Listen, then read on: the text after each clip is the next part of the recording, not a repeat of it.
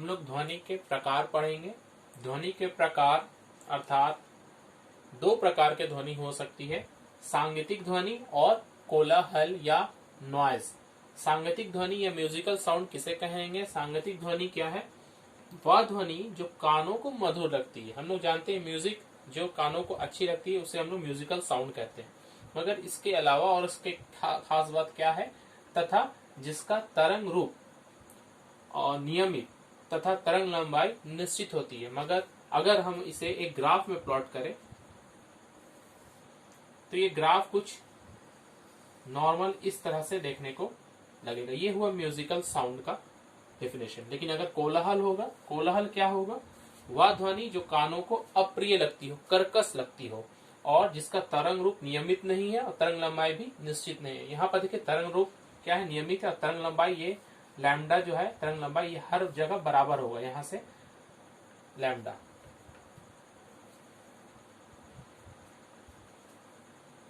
तो अगर कोलाहल का ये ग्राफ बनाया जाए तो ये कैसे बने? तो तरंग रूप निश्चित नहीं, कहीं छोटा, कहीं बड़ा, कहीं घना, कहीं ऊंचा, तो ये इस तरह से कोलाहल बनता है। तो इसलिए हम देखते हैं कि कोलाहल और सांगीतिक ध्वनि में अंतर क्या है कि इसका तरंग रूप और तरंग लंबाई निश्चित कोलाहल में नहीं होता है। तो सांगीतिक ध्वनि की खास बातें क्या है? ये तो हुआ हम कानों को संवेदना। अब जैसे पटाखे की आवाज, पटाखे की आवाज छोटे बच्चों को पसंद है, मगर बाकी लोगों को या बूढ़े या जो उम्र दराज लोग हैं उन्हें वो पसंद नहीं होती है। तो एक ही ध्वनि किसी के लिए प्रिय हो सकती है, किसी के लिए अप्रिय। तो हम कैसे बताएंगे कि कौन सा सांगीतिक ध्वनि है, कौन सा कोलाहल है? हाई म्यूजिक, लाउड म्यूजिक जो हम लोग सुनते हैं, लाउड म्यूजिक में भी कुछ लोगों को लाउड म्यूजिक बहुत पसंद है, कुछ लोगों को शोर लगता है। तो एक ही म्यूजिक है, म्यूजिकल साउंड के अंतर्गत अगर रखेंगे या कोलाहल के अंतर्गत में रखेंगे। कोलाहल का सिंपल एग्जांपल है, अगर हम इसे समझना चाहते हैं, जैसे ट्रैफिक जाम है, वहां पर अलग अलग तरह के गाड़ियां हैं, सबके हॉर्न बज रहे हैं, लोगों के चिल्लाने की आवाजें हैं और इस तरह की जो भी आवाज है उन सबको मिलाकर हम कहें तो कोलाहल है। और सांगीतिक ध्वनि का मतलब है अलग अलग वाद्य यंत्रों को जब एक साथ मिलाकर गाने में हम लोग इस्तेमाल करते हैं, या सिंपल एक वाद्य यंत्र या गिटार हो या तबला हो उसको बजाते हैं, तो वो भी सांगीतिक ध्वनि कहलाएगा, वो कोलाहल नहीं कहलाएगा। लेकिन इसके अलावा क्या खास क्वांटिटीज है, राशियां हैं जिन्हें देखने के बाद हम सांगीतिक ध्वनि बोल सकते हैं? तो सांगीतिक ध्वनि में 3 राशियां मुख्य रूप से पाई जाती है। वो सांगीतिक ध्वनि की विशेष गुण है जिसको हम लोग पढ़ने जा रहे हैं।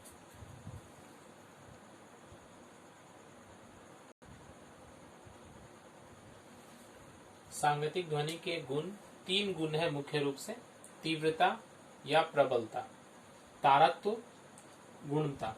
इनमें से पहला और दूसरा, तीव्रता और प्रबलता, तारत्व, ये दोनों कोलाहल में भी पाए जाते हैं, मगर गुणता जो वो सिर्फ और सिर्फ सांगीतिक ध्वनि में ही पाई जाती है। तो पहले हम तीव्रता या प्रबलता के बारे में पढ़ेंगे। इस गुण से हमें आवाज का धीमा होना या तेज होना पता चलता है। तो ये जो असल में है तेज या धीमी ध्वनि के बीच में अंतर स्पष्ट होता है। जो ध्वनि तेज होगी उसकी तीव्रता उसकी प्रबलता अधिक होगी, और जो ध्वनि धीमी होगी उसकी तीव्रता और प्रबलता कम होगी। इसका मतलब तीव्रता और प्रबलता से हम लोग साउंड कितना जोर से आ रहा है, तेज है या धीमा है, ये हम लोग बता सकते हैं। दोनों अलग अलग चीजें हैं, मगर तीव्रता ये एक राशि है, इसे मापी जा सकती है, मगर प्रबलता ये बस एक अनुभव है।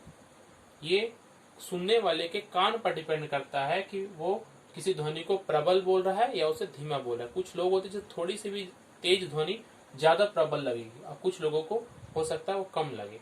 तो इससे ये कोई राशि नहीं है, ये हर व्यक्ति के लिए एक ही ध्वनि जो है, एक ही ध्वनि, एक ही प्रबलता की ध्वनि हर लोगों के लिए अलग अलग हो सकती है। दो व्यक्तियों की प्रबलता समान नहीं होगी ध्वनि की, लेकिन तीव्रता जो है वो ध्वनि का खास गुण है। वो क्या होता है, अगर किसी क्षेत्र से ध्वनि गुजर रहा है तो 1 सेकंड में कितना जूल ऊर्जा उसमें से गुजरा है, 1 सेकंड में, उसे ही हम लोग ध्वनि की तीव्रता कहते हैं। इसे अगर हम लोग परिभाषा में लिखेंगे तो परिभाषा से कुछ इस तरीके से हम लोग लिख सकते हैं। परिभाषा देख लीजिए, किसी माध्यम के इकाई क्षेत्रफल से प्रति सेकंड जो ध्वनि ऊर्जा गुजरती है उसे ध्वनि की तीव्रता कहते हैं। प्रति सेकंड, 1 सेकंड और इकाई क्षेत्रफल, इसकी इकाई तीव्रता की इकाई डेसिबल होती है, डेसिबल। इससे हम लोग डीबी कहते हैं। जितना ज्यादा तीव्रता होगा ध्वनि उतनी अधिक होगी। मनुष्य जो है वो 60 डेसिबल तक की ध्वनि को सुन पाएगा, तो उसके कानों को कोई क्षति नहीं होगी। ये मैक्सिमम हम लोग 60 डेसिबल तक की ध्वनि को सुन सकते हैं। मगर अगर ये ध्वनि 80 डेसिबल से क्रॉस कर जाए, मतलब अगर कोई ध्वनि जिसकी तीव्रता 80 या उससे अधिक है, तो उस तरह की ध्वनि को हम ध्वनि प्रदूषण कहेंगे, जो हमारे कानों के लिए हानिकारक है। हमारे कान के पर्दे फट सकते हैं और हमें परमानेंट बहरा भी बना सकता है। तीव्रता किस ध्वनि के किस राशि पर डिपेंड करती है? तो ये ध्वनि के आयाम पर निर्भर करती है, ध्वनि तरंग के आयाम पर। किसी ध्वनि तरंग का आयाम जितना अधिक होगा, एम्पलीट्यूड जिसे हम लोगों ने कहा था, आयाम जितना अधिक होगा ध्वनि की तीव्रता भी उतनी ही अधिक होगी। नेक्स्ट है तारत्व या पिच। तारत्व, इससे हम लोग दो अगर ध्वनि है मोटी और पतली, तो उसके बीच में अंतर स्पष्ट करते हैं। मोटी या पतली, या सुरीला और भद्दा भी हम कह सकते हैं। मोटी और पतली ध्वनि के बीच में अंतर जिस गुण से स्पष्ट किया जाता है उसे हम लोग क्या कहते हैं? तारत्व या पिच कहते हैं। जिस ध्वनि का तारत्व अधिक होगा वो पतली ध्वनि होगी। याद रखेंगे, तारत्व अधिक होगा ध्वनि पतली, और तारत्व जिसका कम होगा उसका मोटी कहलाएगी। तारत्व किस चीज पर निर्भर करता है, इस चीज पर हम लोग देख लें जरा।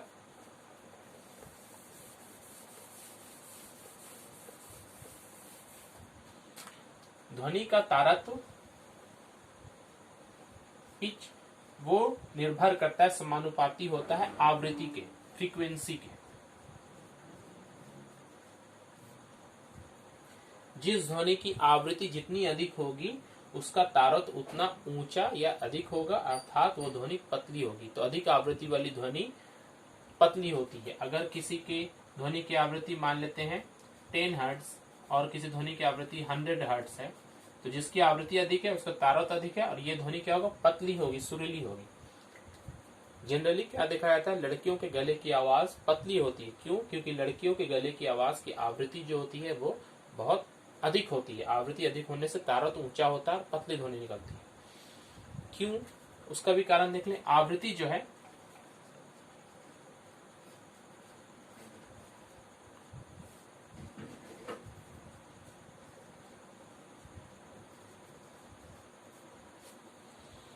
आवृत्ति हवा के स्तर के कॉलम के विलोमानुपाती होती है।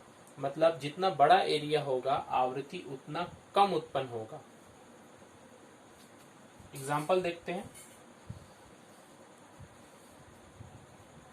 एक खाली बर्तन में जब हम पानी भरना शुरू करते हैं, एक नल खोल देते हैं, तो बहुत तेज की मोटी ध्वनि उत्पन्न होती है। तेज नहीं, मोटी ध्वनि उत्पन्न होती है। क्यों मोटी ध्वनि उत्पन्न होती है? क्योंकि इसमें पूरा हवा भरा हुआ, हवा का स्तर ज्यादा है। हवा का स्तर ज्यादा होने से आवृत्ति, हवा का स्तर अधिक होने से आवृत्ति क्या हो जाएगी? कम हो जाएगी। आवृत्ति कम होने से तारत्व कम हो जाएगा। तारत्व कम होता है तो ध्वनि क्या होता है? मोटा होता है। अब जैसे जैसे पानी भरने लगेगा, मान लीजिए यहाँ तक पानी भर गया है, तो अब इस पे हवा तो कम हो गया, इतना सा एरिया में हवा रह गया, तो हवा कम हो जाने से आवृत्ति बढ़ जाएगा। आवृत्ति बढ़ जाने से क्या होगा? तारत्व भी ऊंचा हो जाएगा। तारत्व ऊंचा होने का मतलब ध्वनि वो पतली अर्थात सुरीली ध्वनि प्राप्त होगी। इसलिए हम लोग देखते हैं जब किसी नल के नीचे बाल्टी, खाली बाल्टी को अगर रखा जाता है, तो पहले जब पानी भरना शुरू करते हैं तो मोटी ध्वनि उत्पन्न होती है। जैसे जैसे पानी भरते जाता है वो ध्वनि पतली होती रहती है और सुरीली प्रतीत होने लगती है। ठीक इसी तरीके से हम लोग ढक्कन, पेन का जो ढक्कन होता है उसमें जब फूंक मारते हैं तो बहुत सुरीली ध्वनि उत्पन्न होती है। लेकिन अगर वो ढक्कन बड़ा हो या एक बोतल हो तो उसमें उतनी सुरीली ध्वनि उत्पन्न नहीं होगी, क्योंकि हवा जिसमें ज्यादा होगा उसकी आवृत्ति कम होगी। आवृत्ति कम होने से तारत्व भी कम हो जाएगा, अर्थात वो मोटी ध्वनि उत्पन्न होगी। इसके अलावा एक और इस तारत्व के बारे में जान सकते हैं, कोरस ध्वनि, या सिंपल पहले जान लीजिए कि तारत्व जो है लड़की और लड़के के गले की आवाज में क्या अंतर होता है। लड़की के गले जो कंठ होता है वो बहुत छोटा होता है, तो उसमें हवा की मात्रा बहुत कम होती है। हवा की मात्रा कम होने से आवृत्ति अधिक होती है और ध्वनि पतला होता है।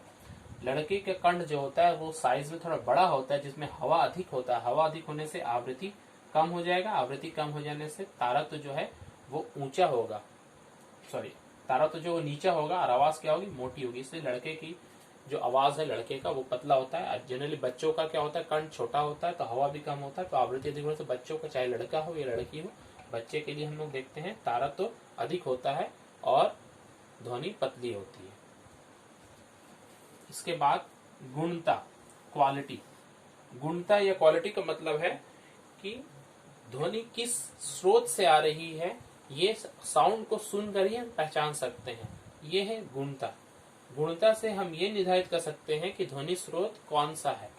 जैसे अगर हम एक रूम में बैठे हुए हो और बाहर कोई अगर साउंड दे रहा हो, बजा रहा हो गिटार से और तबला से, तो गिटार और तबला इन दोनों का साउंड ही सुनकर हम लोग बोल सकते हैं कि कौन सा गिटार का आवाज है और कौन सा तबले का आवाज है, बिना देखे हुए सिर्फ साउंड सुनकर। क्यों? क्योंकि दोनों के जो साउंड निकलती है गिटार से तबले से, दोनों की गुणता अलग अलग है। उससे अलग अलग लोगों के गले की आवाज भी अलग अलग होती है, क्योंकि सबका गुणता अलग अलग होता है। तो ये म्यूजिकल साउंड का खास गुण है। लेकिन शोर में, जहाँ पर ट्रैफिक जाम है, कौन सा हॉर्न बज रहा है, कितने लोग चिल्ला रहे हैं, ये हमें पता नहीं चलेगा, क्योंकि वहां पर कोई भी गुणता नहीं होती है।